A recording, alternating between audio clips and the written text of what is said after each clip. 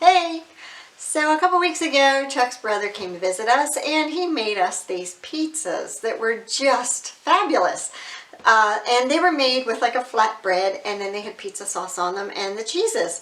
So we just fell in love with these flatbreads. And so Chuck and we decided that we're going to make some today. Well, actually, I'm going to make some. He said to me, make some flatbreads. And I said, okay, sir. Yeah, that was a recreation of something that never happened. So, yeah, and I'm going to use just 4 ingredients in my flatbread.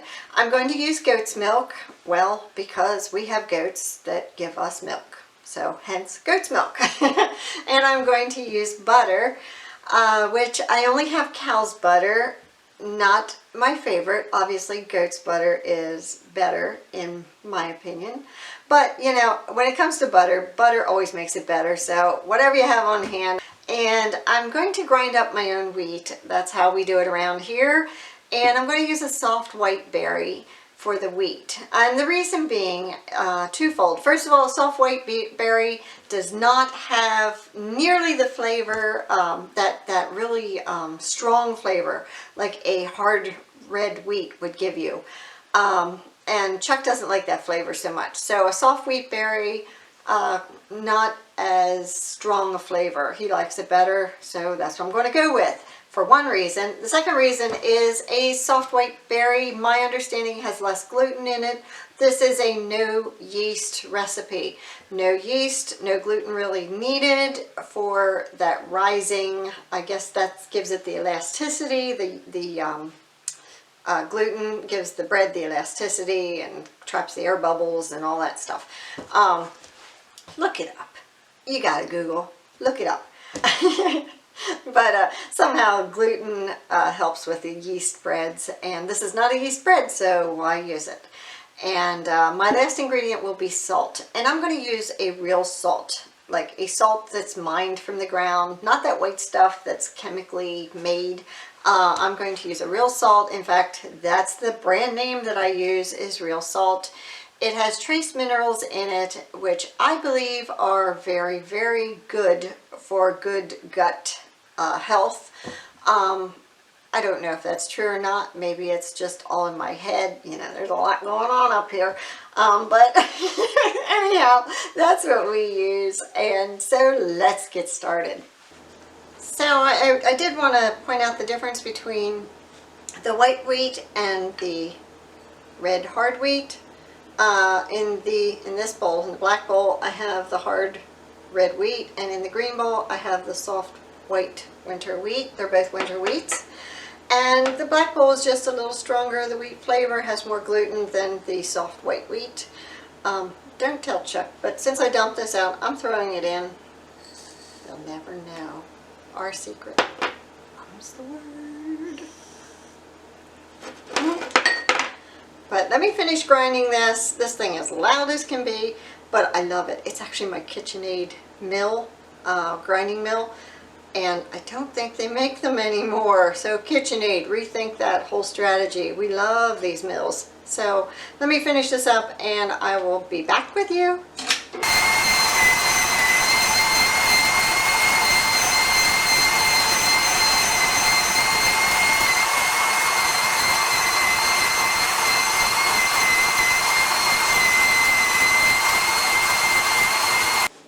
I'm back, and I've got 2 cups of the flour in the bowl, plus a pinch of salt. I've got 3/4 of a cup of milk, it's goat's milk, and 3 tablespoons of butter melting in that milk on a double boiler.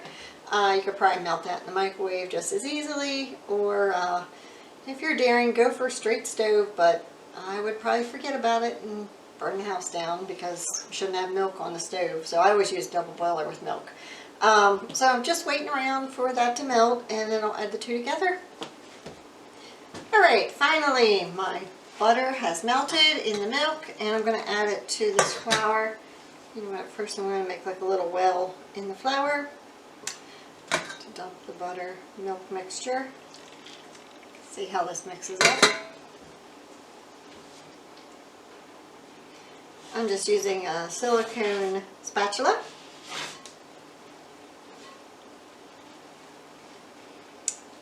it looks a little wet. Maybe not too much though. You know what, I was pretty close on my guesstimates here. You know, I just kind of wing it when I do this stuff. As long as it's kind of like close to the ratios, that's good. Actually, it actually is coming together really well.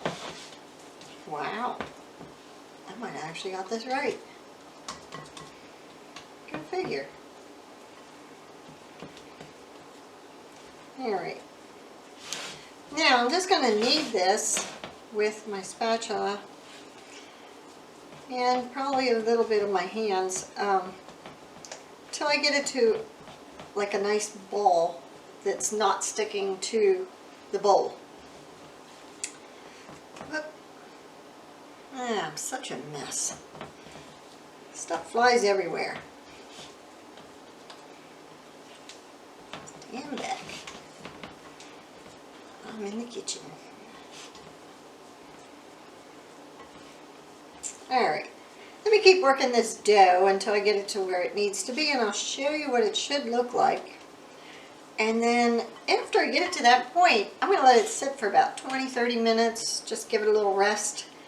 And then I'll come back and start shaping it, and we will put a little bit of butter in I don't know if I'll use a skillet or what I'll use yet. Maybe a, yeah, let me see what I got. I got something cast iron I'll use with a little bit of butter to get these flatbreads browned on either side. So I'll be back.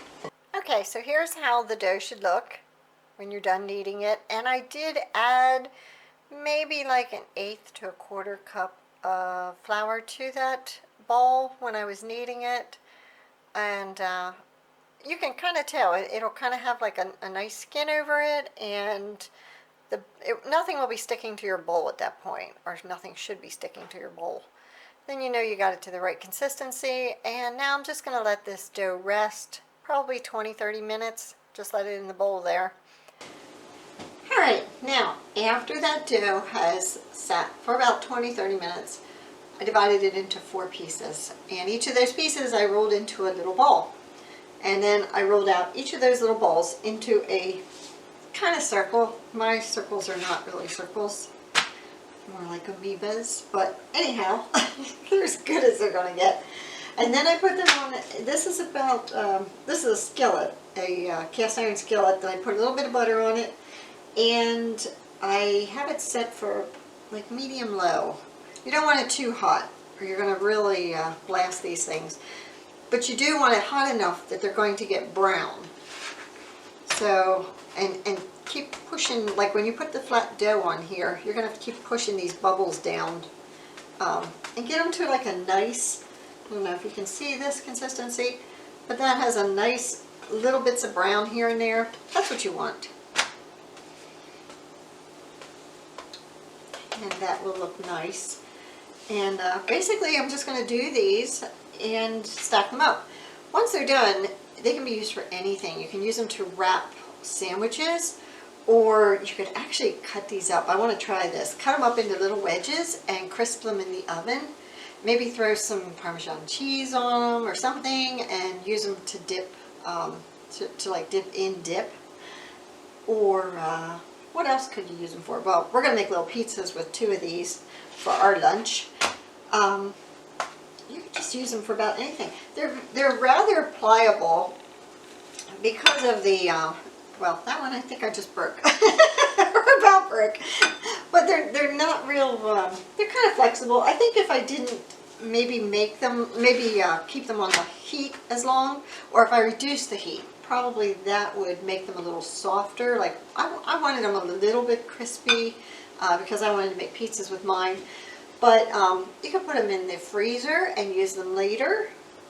Perfect for that. I kind of like them better than a bun. I'm going to try different things with mine. And I thought about it. I could throw cheese in them. Or spices, herbs, whatever. I think they would be really good that way. Probably a good alternative to eating crackers.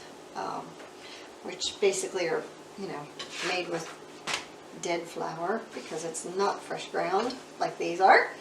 And yeah, so there's a lot of options there. Oh, I just thought, how about butter and cinnamon sugar? Oh, yeah. It's just a very plain dough, but you could probably do so much with it. Just be creative. And like I said, I winged this. The ingredients were 2 cups of fresh ground flour and a little extra that I needed in, maybe a 1/4 cup extra. I used 3/4 cup of goat's milk. Goat's milk, my goats give a very, very high butter fat milk. So maybe if you could probably use regular milk, or maybe mix like some heavy cream with some milk and use that. I used about 3 tablespoons of butter in my recipe and a pinch of salt. That was it, 4 ingredients. And like I said, I just kneaded it all into a nice little ball of dough, let it rest for about 20-30 minutes. This is not a rising dough. There's no yeast in it, so it's not going to rise on you, but that rest is needed for it. And then I shaped it into little balls, and then I rolled them into what are supposed to be rounds. Mine are more, mine have character. That's what you claim, character. So yeah, go ahead and try it. Let me know if you do try it, or if you have any suggestions for some other use that you could do with these. That would be awesome. I'd love to try it, and hope to see you soon. Please subscribe to both of our channels. Pioneer Mountain Homestead is more the channel for the homestead stuff, gardening, cooking, you know, sewing, the crafty stuff we do around here. And of course the Brenchuck's wood is more geared towards the wood mill and mill products that are wood related, and the firewood and that sort of thing. So yeah, please subscribe to the 2 channels, Brenchuck's Wood and Pioneer Mountain Homestead. See you soon. Bye.